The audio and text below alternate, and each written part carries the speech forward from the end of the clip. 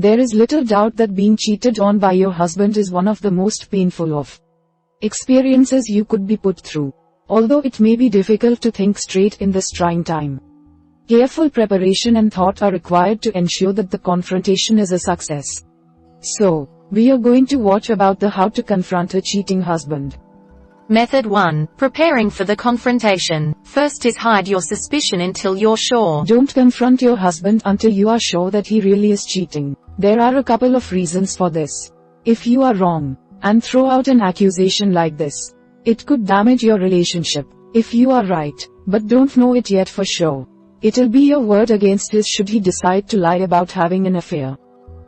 Step 2. Gather evidence. Before you confront your husband, you need to be sure he is cheating. Do what you can to obtain evidence without infringing too much on his privacy.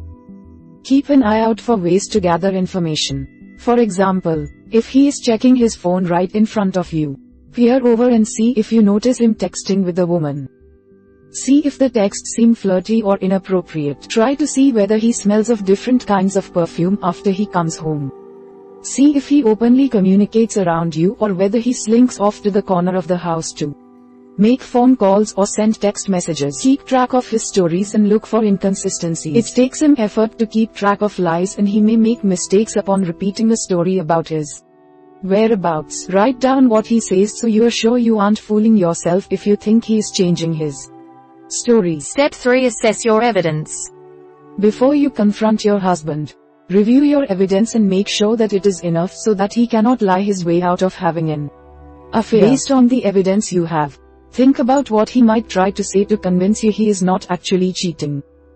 For example, if you find some emails that are about him getting a drink with a coworker and it seems flirty but it is somewhat ambiguous as to whether he cheated, ask yourself whether this combined with what else you know about the situation is convincing enough, or whether you should wait to find out more.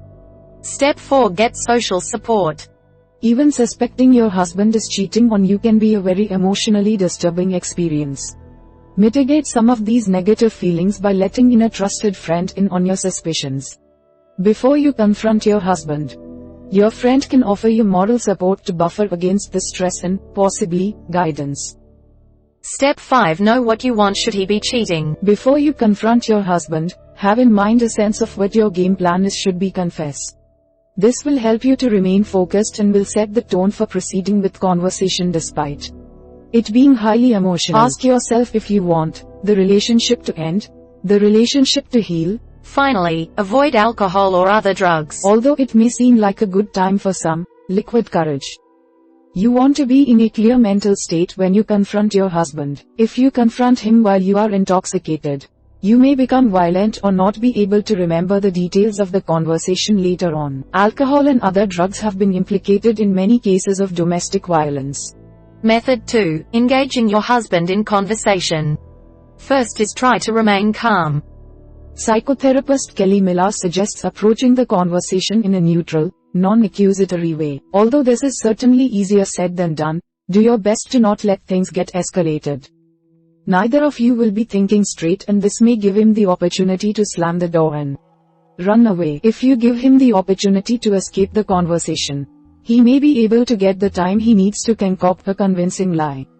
Instead, bring the conversation up in a calm and collected way. For example, you might say, "I wouldn't throw this out there lightly, but I'm really worried that you've been showing behaviors that suggest to me that you may be having an affair, and I want to talk about that with you." If you find yourself getting worked up, try taking a few deep breaths in and out. Try to remind yourself that although the pain may be near unbearable now, all emotional pain heals over time. Step 2. Avoid letting him make it about you. If he tries to turn the conversation to you, such as that you are crazy or invaded his private space, calmly state that his behavior gave you serious concerns and that the conversation you are having is about whether or not he cheated on you. Remember that it was your husband's decision to cheat, not yours. Try to be as rational and logical as possible and reaffirm that his behavior led you to become concerned and that you felt it was warranted to poke around given how serious cheating is. Step 3. Ask him why he cheated. Try to get a sense of why he had an affair. There will generally be a reason behind it. This will help you to decide whether you want to try to repair the relationship or whether it is Time to let it go. Try to gauge whether he seems sincere. Go with your gut instinct here.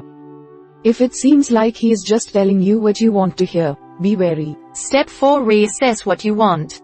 Although you should go into the conversation with some sense of whether you want to end the relationship should he confess to cheating or try to repair it. Reassess this based on the conversation. According to psychotherapist Kelly Miller, cheating doesn't have to signify the end of a relationship. It can also be a really beautiful beginning. For example, if he admits to having a sex addiction and has convincing evidence that he in fact does and he genuinely wants to repair the relationship, you might decide to change your mind and attempt a repair. Step 5. If applicable, keep your children in mind. If you have children, be sure to confront your husband when they are away. This could be an emotionally damaging experience for your children to witness. If it is difficult to have the conversation away from them, go out for dinner with your husband. Instead of actually going to dinner though, find a quiet bench where you can sit and talk and have the conversation. Finally, seek out a couples counselor. If you are having trouble talking about the infidelity with your husband, or if repairing the relationship is something you are considering, you may want to see a marriage counselor to help you work through your problems. Psychotherapist Kelly Miller agrees that couples therapy can be helpful, since it offers a safe space to explore all that is going on. To find a couples or marriage counselor, try searching the internet with the terms, couples plus counselor, in the search box. We hope it is useful to you. Please subscribe to our channel to upskill yourself.